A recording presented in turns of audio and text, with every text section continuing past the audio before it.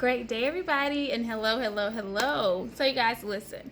Some of you know this because, clearly you follow my page or you follow my YouTube or what have you. I am a model. At one point, I considered myself a part-time model, but just in general, I'm a model, and I'm pretty great at it. So what I wanted to do, I was having a great conversation with one of my friends earlier, and she and I were just talking about YouTube and just content and really how to build and really, how to support one another and things of that nature. And the more she and I were chatting, we talked about me just doing like a model tip video. And I had one of these just planned for quite a while now, but I wanted to do it in collaboration with other models because everybody's, viewpoint and vantage point, so to speak, is different. But so today I thought I'd tell you all some about just some tips for having a successful photo shoot. I would number these. I could say 5, I could say 10, y'all. I don't know how many I'm going to end up really sharing with you guys, but just be ready and take notes. Or, of course, you can play the video back as well, but just wanted to make sure that the little knowledge I do have, what I have learned, just passing it along, be it that you're a vlogger or a blogger, or maybe you are just super uncomfortable taking photos in general, so maybe it's not something that you naturally fold into. This is a great video for you, so make sure you stay tuned, and let's get it. Okay, so the very first tip while you're on set is to relax, okay? You can literally breathe in and breathe out. Like, it's really getting your body to just relax. You do not have to, like, over-concentrate on your moves and all of that stuff. It really is just a matter of making sure that you're relaxed, because that, for me, has been one of the largest things. So I literally, before I start shooting, literally, I do it maybe 3 or 4 times because each time I'm nervous. I could be shooting with the same photographer. I could be shooting with someone completely new. It could be 10, so many different people around. It could be just me and the photographer, whomever. But I like to make sure that the energy I'm bringing in is super encouraging, that it's positive, and that it's strong. So I don't want for it to be that that my energy is off, or I'm not relaxed and I'm overthinking, and that's causing me to, to not get my angles correct and things of that nature. So the next thing, and I didn't make a list, you guys, so I'm referencing my list because I literally decided this today while at work. I've done my best work without thinking. So that is just like the relaxing piece. Like one of the photographer that I love shooting with, his name is Todd Youngblood. If you're in Charlotte, find him, okay? He's awesome. He's funny. I enjoy him so very much. But a couple of shoots ago, he and I were working together, and he will say, give me this many frames, give me this many, and like we go and I move and all of that. But what I've learned is he keeps going, and the faster he clicks the shutter, the faster I have to think about my next pose. And at first it was just like, oh wow, whoa, like what did we just accomplish here, right? So, but I learned that works a lot better for me. It's just a mindset of, hey, I'm letting once I know what angle the photographer is shooting, not what angle, what portion of my body he or she is shooting. If it's just a tighter frame with just me doing headshots, if it's mid, 3/4, or if it's my full body, once I know that, having a faster shutter, literally every time I hear it click, I change my pose, and it can be a slight change. I'll do a separate video on that if you guys want me to, in terms of hearing the shutter click and a pose. So you don't want for it to be overly dramatic, but a very subtle adjustment can make the world of difference. Let's see. Be natural. Yeah, these are very common basic tips, but this is what's worked for me. Be natural. However your limbs would normally naturally move, just do that. The way that your head may tilt. When we take photos, we do some head tilts, okay? So however it is you would naturally kind of just move your body around. If you're having conversation with someone, what you notice is you're not just sitting there locked in on the person while you're speaking to them. You're naturally moving. You're adjusting different things. You're leaning in to hear them more. There's so many different things that take place. So just be completely natural when you're on set. And of course, you can practice moves in your mirror. Y'all, I serve. Okay, I serve in the mirror. I'm at home, honey, just getting it get on set and just go out the little window. But that's natural too, so it's fine. But yes, be natural. Allow for your poses to be natural. There will be some awkward poses, poses that will feel awkward, but I'm telling you, it can be the $1 million shot. Let's see.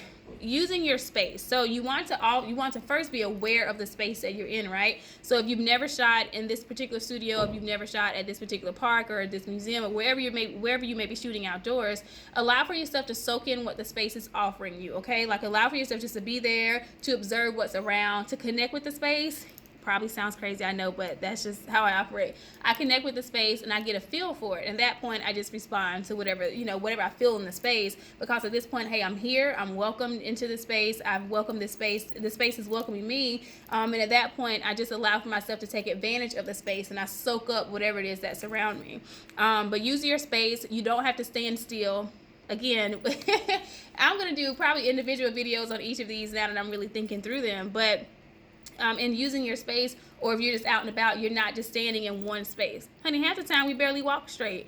So I would say just making sure that if you are standing, that you still kind of sway and that you move some. Just different things, so that way it's not that the photographer's only getting these one-on-one shots. Because for me, whenever I do photo shoots, I'm thinking about whomever may have done my hair. I'm thinking about my makeup artist, and I'm thinking about if someone styled me for the shoot, and I'm thinking about myself. And I'm thinking about the photographer. I'm thinking about all 5 pieces of that, because I want for it to be that the makeup artist, that he or she has great photos they can use for my photo shoot. Same thing for hairstylist, same thing for wardrobe, same thing for the photographer. And then, of course, me as the model, making sure that whatever product I get at the end of it, that is awesome for my portfolio.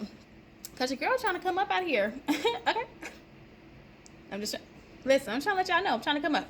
So, yeah, so for me, it's just I use the space, I use the clothing, because the more comfortable I am, I'm able to pay honor to the other people's talents who've also been a part of the photo shoot. And then use your clothing. Oftentimes, especially if you're just not super comfortable in front of the camera, you have to figure out, hey, based on what I'm wearing, if it's just me and what I have on, and the photographer, if there's nothing else around me, how can I still make this absolutely positively incredible? And honestly, y'all, you use what you have. So again, here we go. So I may use my hair for different things. We're gonna pose with that. I may use like my arms because they're there. I have them, right? But even in that, you can use like your clothing. So it could very well be, sorry, that's my knee. It could be that, especially if you're seated, you may decide to pull on a different part of your garment, or you may decide to kind of angle your shoulders some, just to but you're still playing with the fabric a tad bit, depending on how much of your dress or whatever it is you're using, depending on how it may open. Like, it could be a matter of throwing it up, so that way, and that of course is not like the best shot, but if I'm standing, I'll do another video on that. But if I'm standing, if I have something that is flowy, or it goes into like the wind some, where I'm able just to layer some different things. So use your space, use your clothing. What else? Know your angles. And I know you hear people talk about this all the time. We compliment each other. Yes, angles. Okay, angles. I see you, angles. We do all of this stuff, right? So I think even in that, it is absolutely great to just know your angles, to know like what side maybe works better for you. I love a straightforward shot, you guys. Like, but I also love my side profile. Look, check. Y'all see this chin? You see these cheeks? I'm telling you, they're gonna make me some money one day. They come into a little photo near you. But yes, know your angles, know what works for you. Side profile shots are absolutely positively amazing. So you'd be surprised with doing something simply from the side, doing a glance up, a glance down, or a glance over. It can make the world of difference, like in your photos as well. So that is another one. Let's see. I think that really may be it, y'all. In terms of just feeling comfortable initially getting there, relax. Oh, 2 other things. Communicate with your photographer. That's the first thing. So communicate with your photographer. For me, I'm huge, and I feel like any photographer I work with could probably like vouch for this or whatever. But one thing I do a lot of not a lot of conversing, but I communicate in terms of, do you want do you want more side profile? Do you want front facing? Do you want this? Do you want that? Do you want for me to now try it without the jacket on, maybe throwing it over my shoulders? But I try to make sure I'm communicating, because what's beautiful about, y'all, it really is about just getting in like the ebb and flow of things, but also developing harmony with the person that you're shooting with, because that is how you make magic. That's how you make incredible headshots that are going to be plastered all over, your social media and your business cards. That's how you build your portfolio with amazingly stunning photos and fierce photos and funny photos and all of that, because you're communicating. The photographer, them working with you, they have a different vision from the other lens, right? I don't like how I said that. I'm gonna write that down.